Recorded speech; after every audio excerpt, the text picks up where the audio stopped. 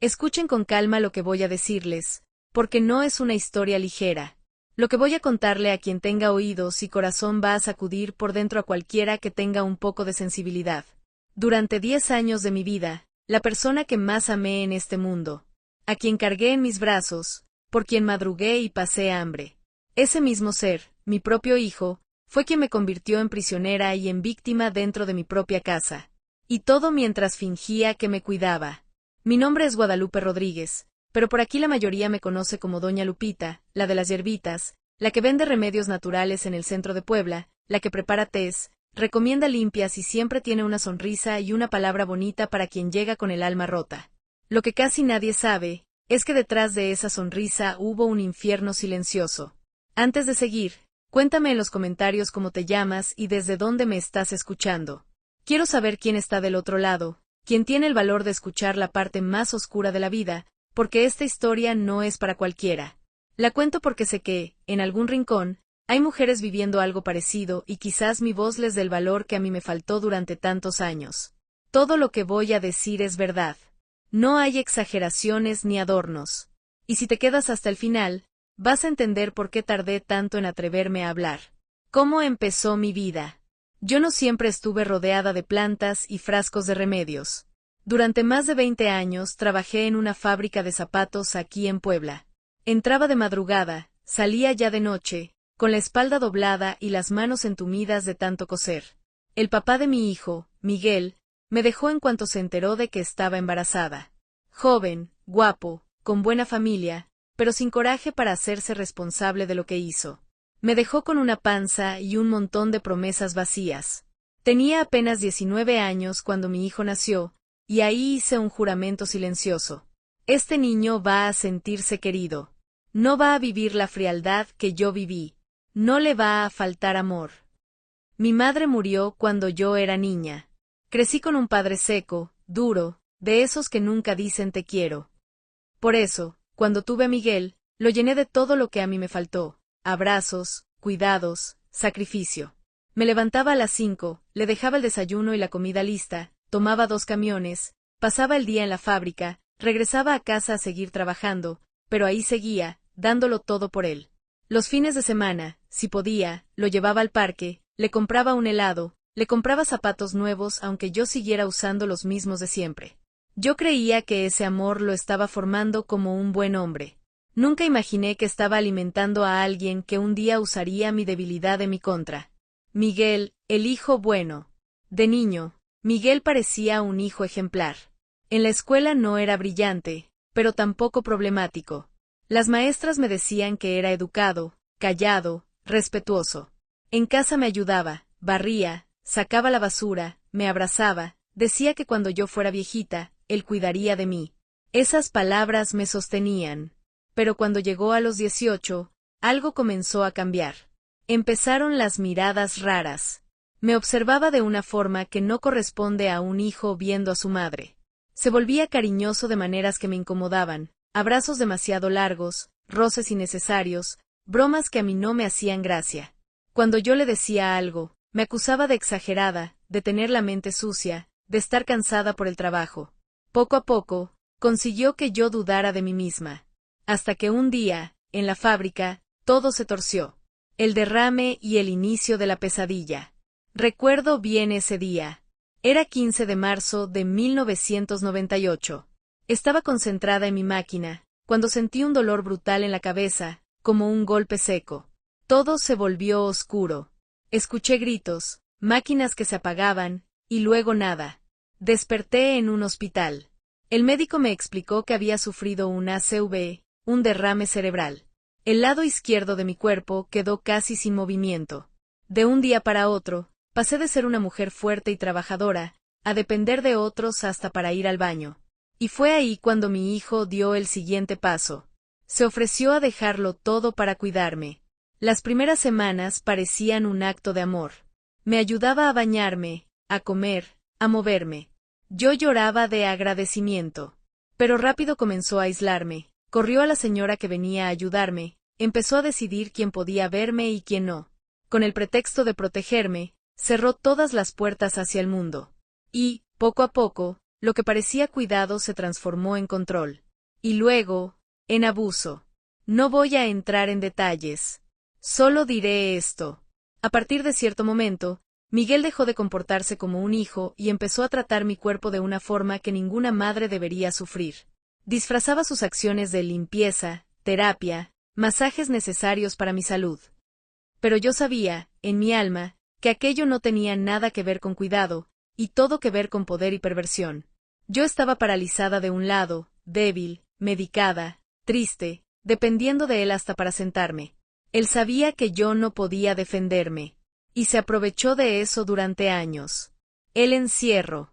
Miguel controlaba mis medicinas, mis visitas, mis llamadas, mis citas médicas. Se aseguraba de estar siempre presente cuando el doctor venía, contestaba por mí, decía que yo me confundía, que tenía ideas raras por el derrame. A los vecinos les contaba que yo necesitaba reposo absoluto, que las visitas me alteraban, que el doctor había prohibido que me molestaran. Yo me fui quedando sola. Sola con mi agresor. Adentro de un cuerpo que no respondía, con la mente clara, pero atrapada. Hubo noches en las que le pedí a Dios que me llevara. Sentía que no tenía salida. Así pasaron años. El día que alguien por fin escuchó. Después de casi 8 años viviendo ese infierno, un día ya no pude más. Miguel estaba en uno de esos episodios en los que cruzaba todos los límites. Yo, desesperada, grité con una fuerza que ni sabía que me quedaba. No un grito cualquiera, sino un alarido que venía de todo el sufrimiento acumulado. La vecina, doña Esperanza, estaba en casa ese día. Escuchó el grito a través de la pared y sintió que algo no estaba bien. Fue a tocar a la puerta. Miguel, como siempre, inventó una excusa, que yo tenía dolores por la parálisis, que todo estaba bajo control.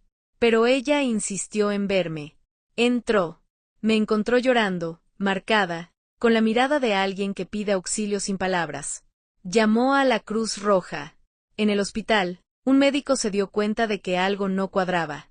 Insistió en hacerme preguntas a solas. Me dio tiempo, paciencia, me dejó responder solo con la cabeza, sí o no. Cuando me preguntó si alguien me hacía daño, asentí. Cuando preguntó si era un familiar, volví a asentir. Cuando preguntó si era mi hijo, las lágrimas respondieron antes que mi cabeza. Entraron trabajadora social, psicóloga, exámenes, preguntas. Revisaron mi cuerpo, mi estado emocional. Lo que encontraron confirmó todo. La policía fue llamada. Miguel fue detenido. En cuestión de horas, el hijo ejemplar salió del hospital esposado, gritando que yo estaba loca, que eran inventos míos. Pero esta vez, ya no eran solo mis palabras. Eran años de marcas, pruebas, informes. Una nueva oportunidad. Terminada la internación, vino otro miedo. ¿A dónde voy? ¿Quién me cuida ahora? Ahí apareció Rosita, una prima lejana de mi padre, casi un recuerdo borroso de la infancia.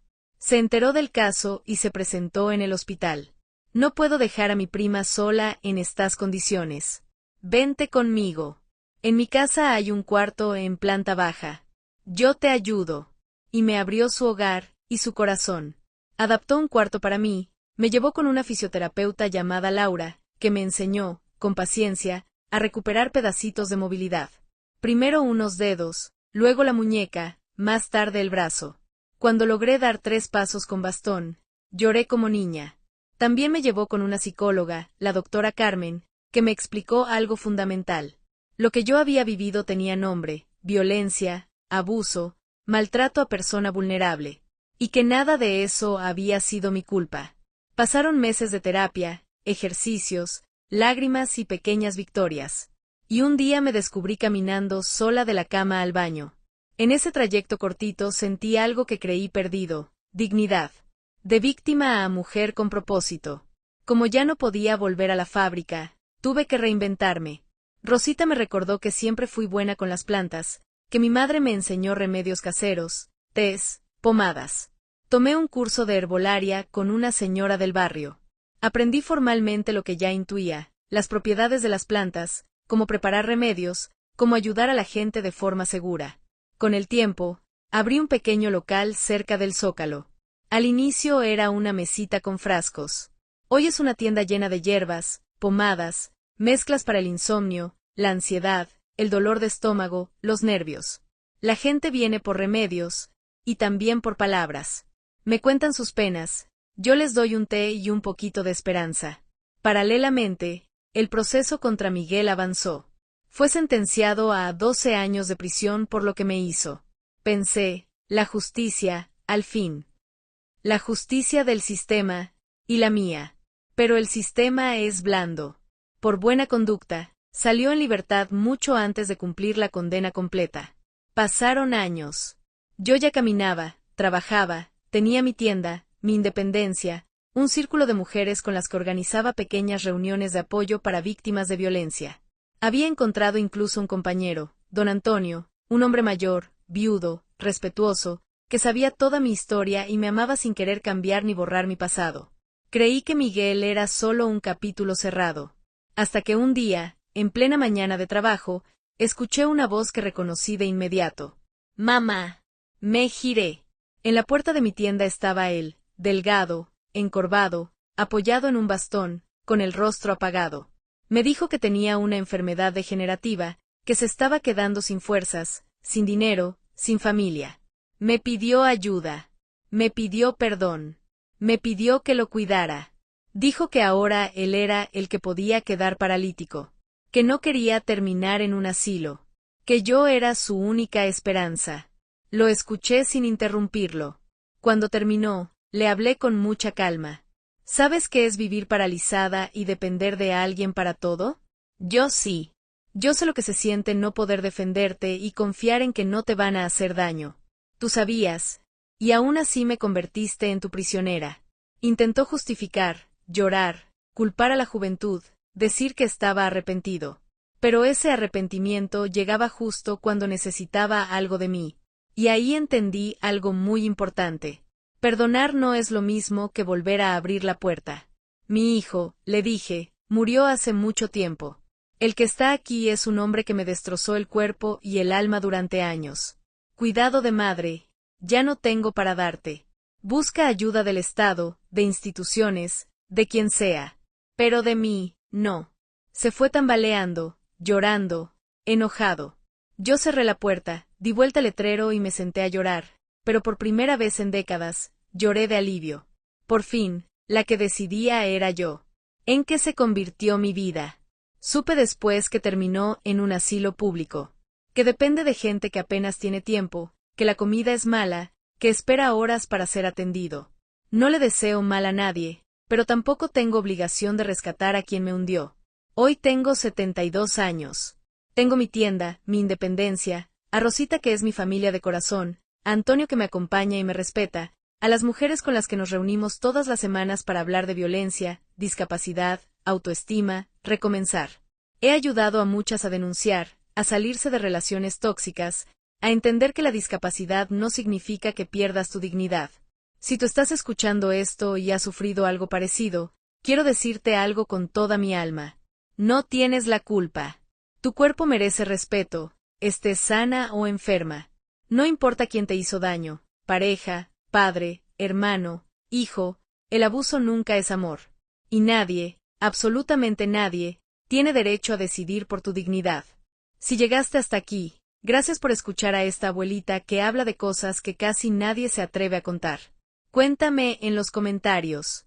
¿Crees que una madre está obligada a perdonar todo a un hijo, pase lo que pase?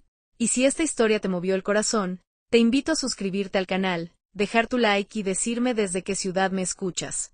En este baúl de historias de la abuela seguiré compartiendo relatos de mujeres que atravesaron el infierno y aún así aprendieron a levantarse, a reconstruirse y a amar la vida de nuevo. Y recuerda, tu pasado explica parte de tu historia, pero no dicta tu final. La última página todavía está en blanco, y la mano que sostiene la pluma es la tuya.